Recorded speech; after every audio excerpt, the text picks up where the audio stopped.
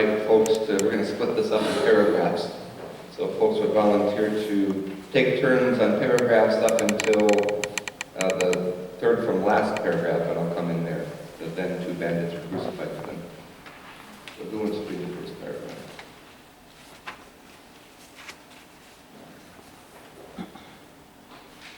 Now Jesus stood before the governor, and the governor asked him, "Are you the king of the Jews?" Jesus said, "You say so." But when he was accused by the chief priests and elders, he did not answer. And Pilate said to him, "Do you not hear how many accusations are made against you? They made against you?" But he gave him no answer, not even to a single charge, so that the governor was greatly amazed.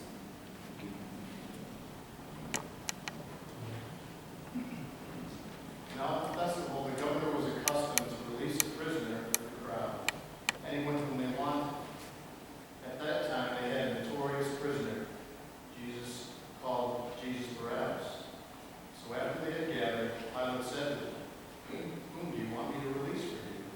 Jesus Barabbas, or Jesus who is called Messiah?" For he realized that it was out of jealousy that they had handed him over. While he was sitting on the judgment seat, his wife sent word to him, "Have nothing to do with him in this man, for today I have suffered a great deal because of the dream about him."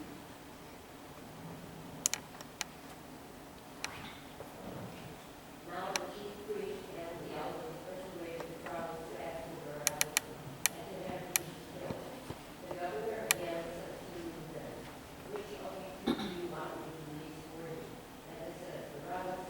Pilate said to them, "Then what should I do with Jesus who is called the Messiah?"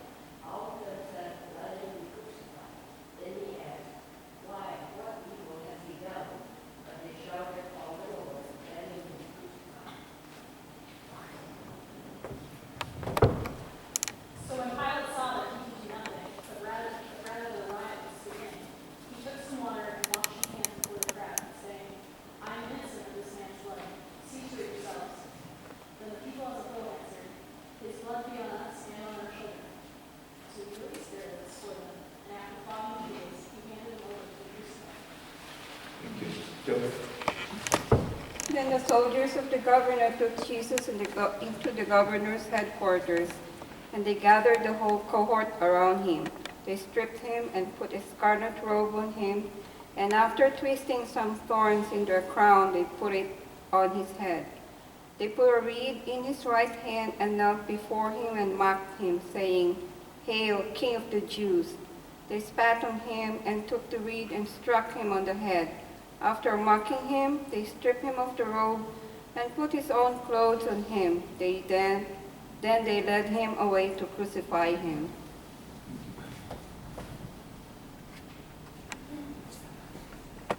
As they went out, they came upon a man who started in his side.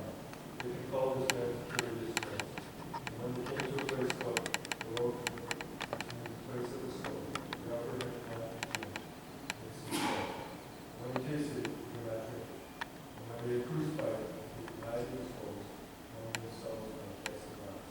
And they sat down there and kept watch over him.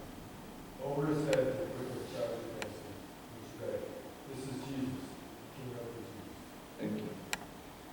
Then 2 bandits were crucified with him, one on his right and one on his left. Those who passed by derided him, shaking their heads and saying, "You who would destroy the temple and build it in 3 days, save yourself.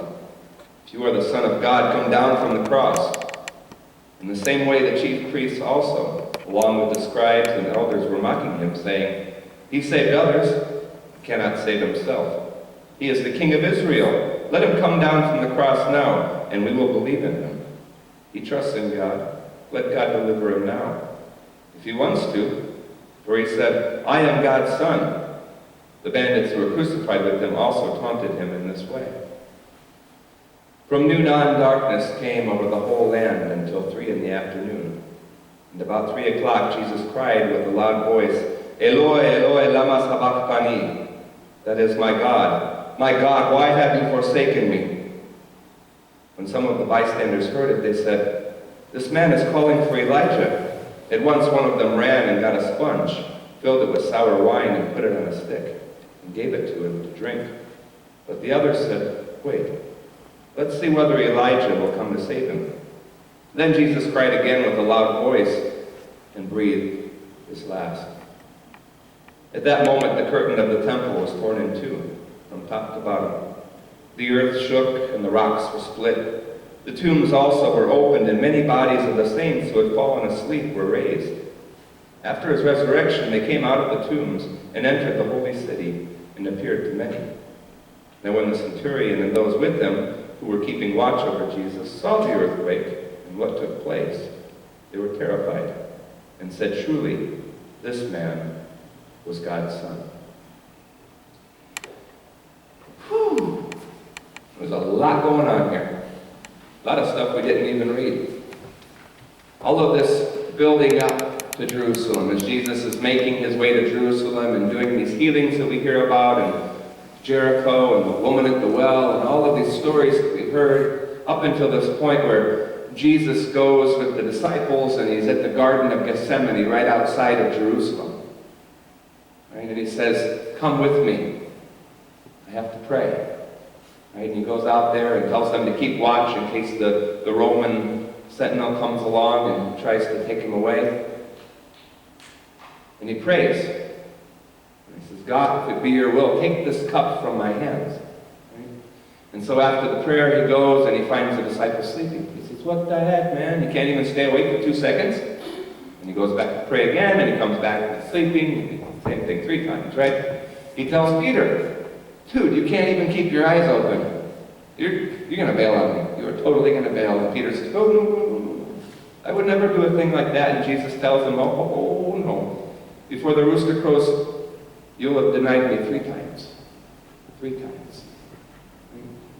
And they'd have the Last Supper, and Jesus said, "One of you is going to betray me, the one who reaches his hand in with mine to take the bread." And then Judas brings the Romans there to the garden, right? And they take Jesus away. And Jesus goes in before the Sanhedrin, and they say, "Oh, yeah, you're guilty. You're guilty. You're a blasphemer, calling yourself King of the Jews, Son of God." And then he goes before Pilate. And Pilate says, "You hear the things they're saying about you. What do you say? Are you the Son of God?" "You say so." "Oh, okay. Well, I can't do anything to save you." And then they come along to this fellow named Barabbas. And he cries out to the crowd. Pilate says, "Which one do you want? You want Jesus or you want Barabbas? Which one should I let go? Which one should I free?" And the crowd says, "Kill Jesus and free Barabbas." Then we find ourselves at the cross. Right?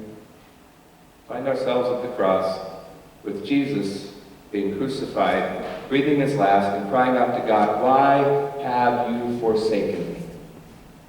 So much going on this road when what we call the Passion Week. Past couple of years we focused on the Palms, right? On Palm Sunday, about Jesus entering Jerusalem, riding on the back of a donkey with this large crowd of people yelling, "Hosanna, Hosanna." This week, this year, we're focusing on the Passion. All the events that lead up to the crucifixion, kind of setting the scene for Easter, if you will. There's so much going on. But at least the Bible is straightforward. At least there's one Jesus, there's 12 disciples, there's the Jews, and then there's the Romans. I mean, it's pretty plain, cut and dry, clear. Nope, not even close. See, we read the Bible through our Western lens, the things that we learned from Roman Catholicism, right? Not bashing it, it's just the lens that we have. That's where the church was born. Okay? And then the lens of evangelicalism that later developed in America. And so when we come to this story, or these stories, we read it through this particular lens, seeing it in one way. But the people back then reading the story would have seen it very, very differently, because they understood all the players, and they understood what people meant when they spoke. So let me set it up for you a little bit. You had many messiahs back then. In that, there were different views of Messiah. Some groups believed the Messiah was going to be a military leader who was going to save them from Roman oppression.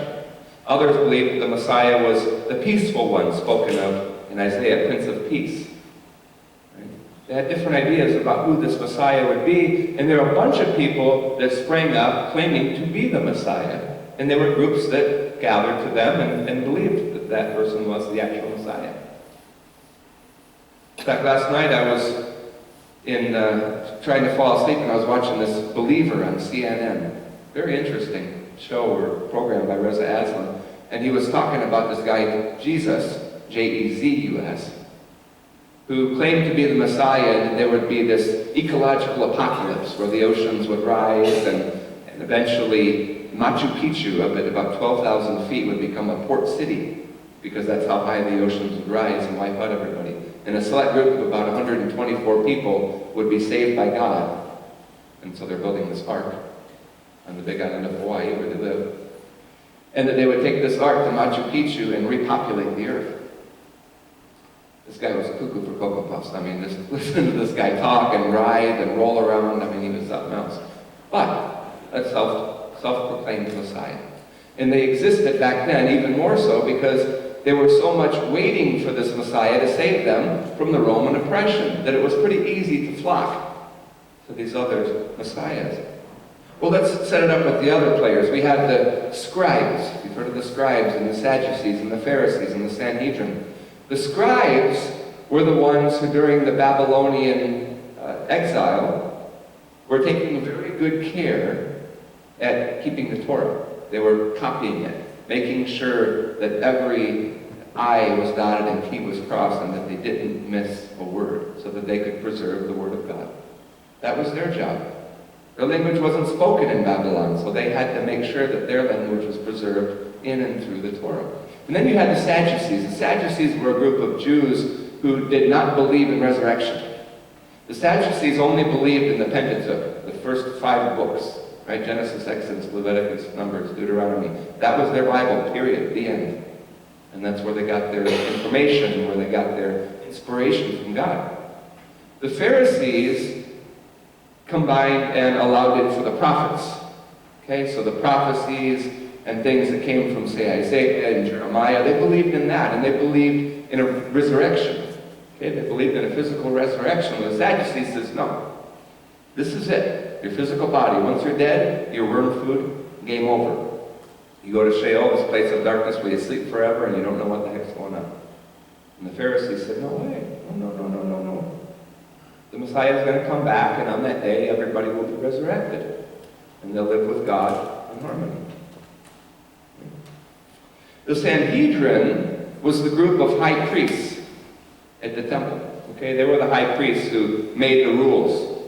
So whenever somebody had violated Jewish law, they were the court that the people would go before. And it was led by Annas and his son-in-law, Caiaphas. Okay, you've heard their names in the story too. Now, you got Jews. And you think there's just the Jews. Well, ethnically, there's a bunch of Jews. There's the Galilean Jews and the Judean Jews and the Syriac Jews. And so many different groups that believed in different things. And besides the ethnicities, there were the factions. There were like I said, the Sadducees and the Pharisees, and there were the Zealots. The Zealots were the ones who believed that it was their responsibility under the leadership of a war-leading Messiah to have a violent insurrection against the Romans, kind of like the Maccabees had tried 200 years before. Okay? So you have all these ideas going on. We're going to have to take over the Romans by force. No, we're going to have to do it through peace. No, we're going to have to not do it at all and just wait until God fixes everything. Right? It's not so bad, life under the Romans. So you have all these different groups that were competing against one another. Then you had Pilate. Pilate sat there by the Roman government. He was not a friend of anybody. Yeah, he played ball with the Sanhedrin, the leading Jews, but nobody really liked him. Not even the Roman government. See, he was the son-in-law of Caesar. And so, because he was the son-in-law, he got a place of power. But his father-in-law didn't really like him. He thought he was just a chump. So he sent him out to this place on the far edges of the Roman Empire, out to Jerusalem. What the heck is out there? Nothing.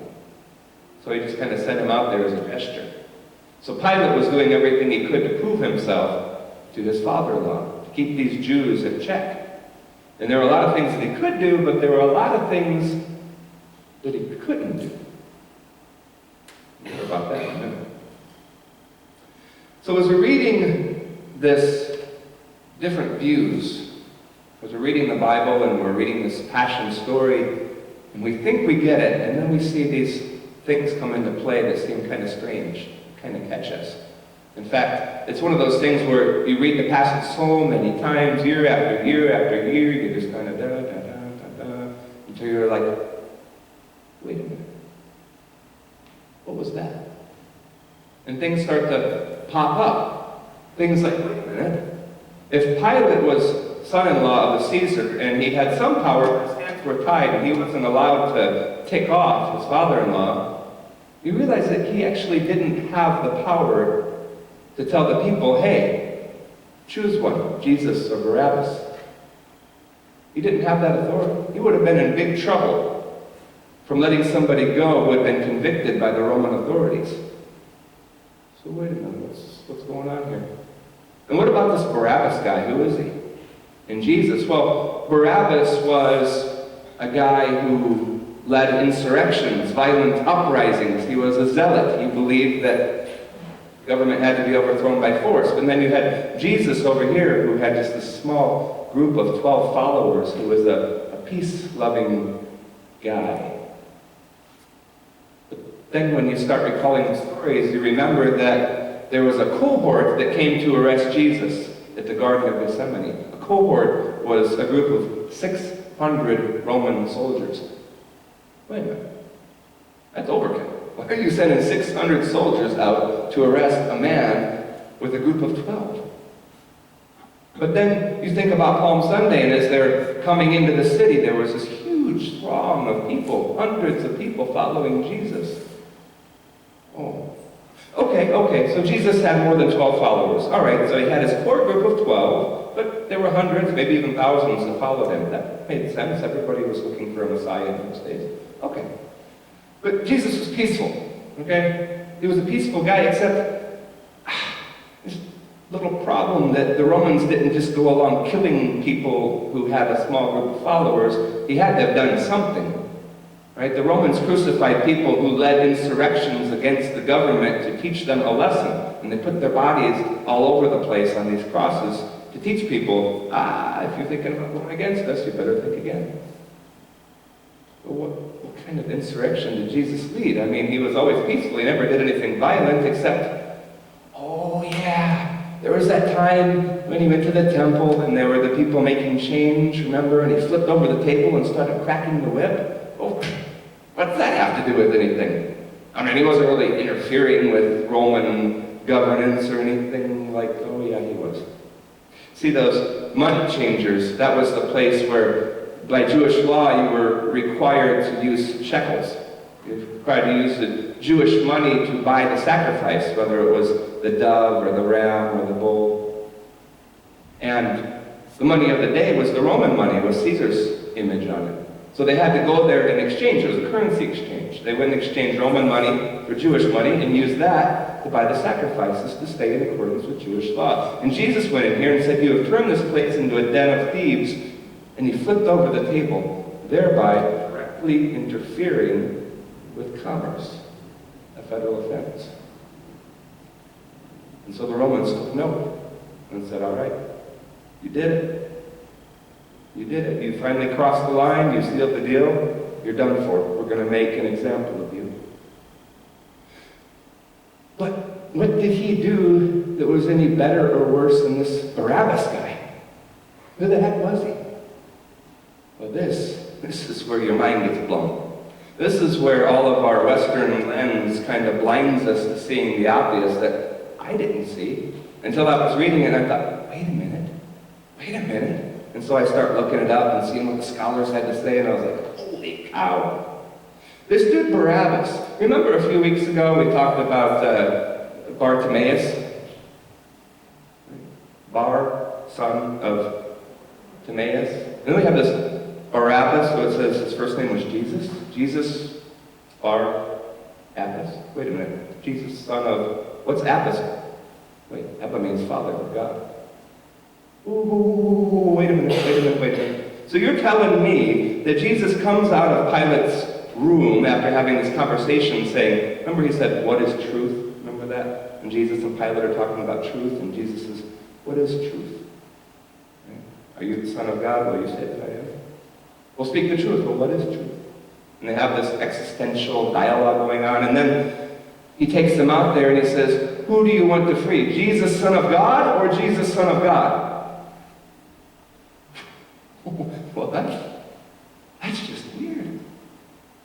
You see, Mark, kind of like Albert Camus, who we read a quote from earlier, Albert Camus had this story called The Trial. And in the book, this man goes and kills this Arab, but he reflects on how it didn't even seem like it was him. It was like he was inside this body and he didn't even know what was happening, and just boom, he killed the guy for no reason. Right? It was kind of like that. Mark is writing this story, making up this scene with Pilate saying, who do you want to free, which didn't happen because they weren't allowed to do things like that. But people reading this in the first century would have understood what Mark was doing. It wasn't that the Bible's fake, or that I'm saying that, wait a minute, these are just made-up stories. No, it was a literary device that Mark was using, and people would have understood what he was doing. But why the heck would he do that? Why is he saying there's like these two Jesuses, one that's supposed to be a bad guy and one that's supposed to be a good guy? I mean, where else do we see that?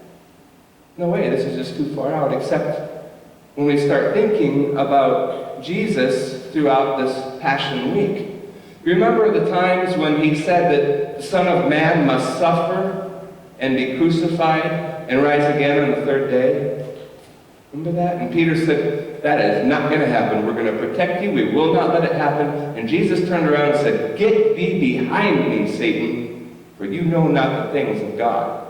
You only think like humankind. Right? Jesus is saying, this has to happen. But then, Jesus is in the garden saying, God, if you can take this from my hands, please do, because I don't want to do it. And then he's back there again, saying, I'm going to be betrayed. I'm going to suffer. I'm going to die. It has to happen, as it was written in the Scriptures. Right? But then there he is back on the cross, crying out to God, why have you forsaken me? Sounds like the words of two different people. It wasn't. It was the same Jesus. But it just reflects the humanity and the divine image. That sometimes it's really hard to do the things that we know we have to do. Sometimes we want to turn and walk away from our calling, from our mission, from the thing that we've been put here for. And Jesus, you can't forget, Son of God, okay, but he was also a human being. He struggled. And Mark was painting that picture for us. Barabbas, Son of God, Jesus, Son of God. The two Jesuses. The two images of our human nature, the human conundrum or condition, if you will. That we know we have to do something, but we struggle with it. And sometimes our human nature is stronger than our divine nature and tells us, give up. Give up, turn, and walk away because it is not worth the heartache.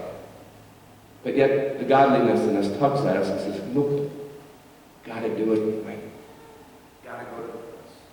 You gotta do what you've been called to do. And ultimately, Jesus did it. But it reminds us of our potential, of the amazing power that we have within us to be crudely human or amazingly divine. So in closing, I want you to take your hands, palms up like this, since it is Palm Sunday after home. And we did order palms, by the way, and we found out way too late to order from another company that they weren't going to fulfill our order, so it works out though. Look at your hands. Look at these palms. Imagine one side is the human, and one side is the divine. Consider the potential that you have with these hands, the things that you can do, both the harm that you can cause and have caused, all of us, and also the gentle touch that these hands have given to console somebody, the strong embrace that we've given to remind one that they are loved, the way these palms have reached out to lift up another when they needed strength because they could not be strength for themselves. We have great potential in these palms. We only have to choose right, and this world can be transformed into the kingdom that God envisions for all of us. Happy Palm Sunday. Choose well, for the power is yours. Amen.